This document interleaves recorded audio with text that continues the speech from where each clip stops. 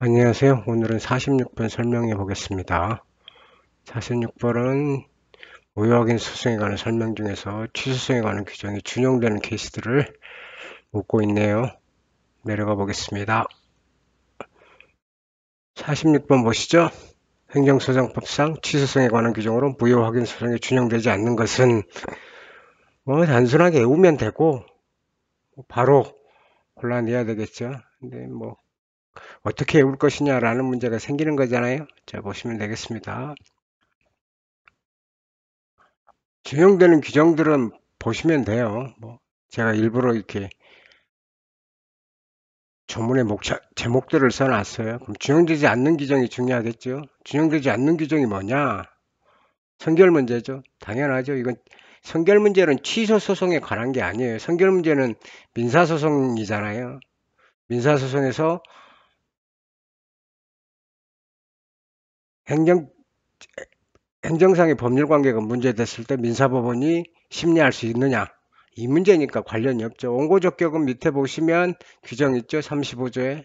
그다음에 소호 변경도 37조에 규정 있죠. 재량의 처분 취소는 당연하죠. 왜냐하면 재량의 처분 취소는 하자가 있을 때 할 수 있잖아요. 행정처분 재량행위가. 그럼 재량행위 하자.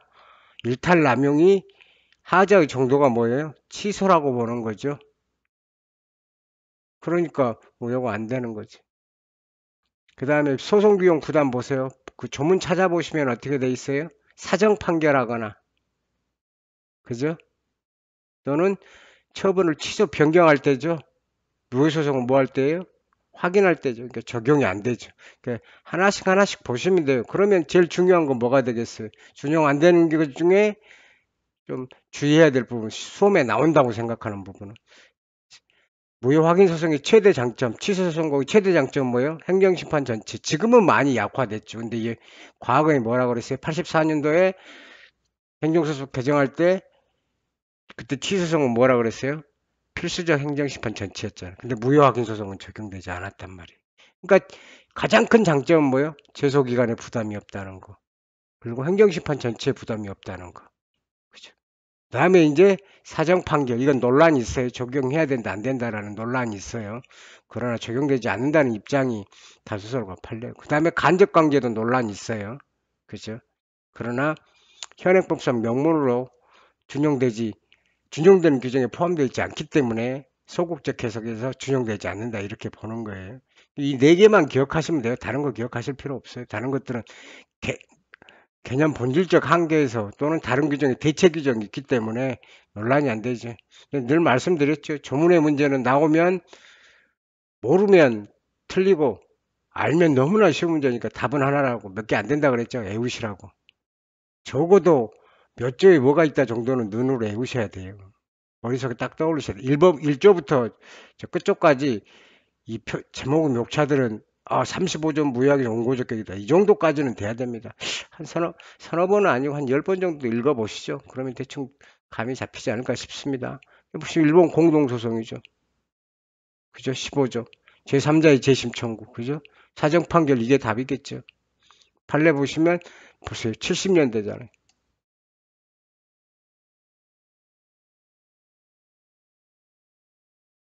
그죠? 다르잖아요. 70년대 제가 보죠. 무효 확인 소송은 명문으로 언제 인정됐다 그랬어요? 84년 개정했어라고 그랬잖아요. 85년도부터잖아요. 다르죠. 최근에는 똑같고. 표현을 뭐라고 써요? 행정시킬 존치력이 없기 때문이라는 거죠. 보시면 될 것 같고. 심판기록, 행정심판기록 제출명령, 제3자의 소송 참가. 다 쉽죠? 조문에 관한 문제입니다. 늘 말씀드리지만 몇 개 안 되니까 외우세요. 안 내면 가장 좋은데 또 이게 출제자 입장에서는 가장 유혹이 쉽다 그래야 돼. 출제하고 싶은 욕구가 꼭 있어요. 왜냐하면 기본적인 문제라고 생각하고 또 어떻게 보면 40문제 중에서 전 개인적으로 생각해요. 제가 출제하면 35개는 맞게 해주겠다. 아니면 30개는 맞게 해주겠다. 그래서 한 5개 정도는 죄송합니다. 5개 정도는 공부를 좀 한 해가 맞추고 또 나머지 5개는 좀 공부를 많이 하고 행정소송법에 대한 이해가 조금 있는 애들을 맞추도록 하겠다. 뭐 이렇게 하든가 아니면 30개 중에 35개는 누구나 좀 공부 좀 했으면 맞추게 하고 5개 중에서 한 3개는 좀 공부를 하는 애, 즉 행정소송법을 선택했잖아요.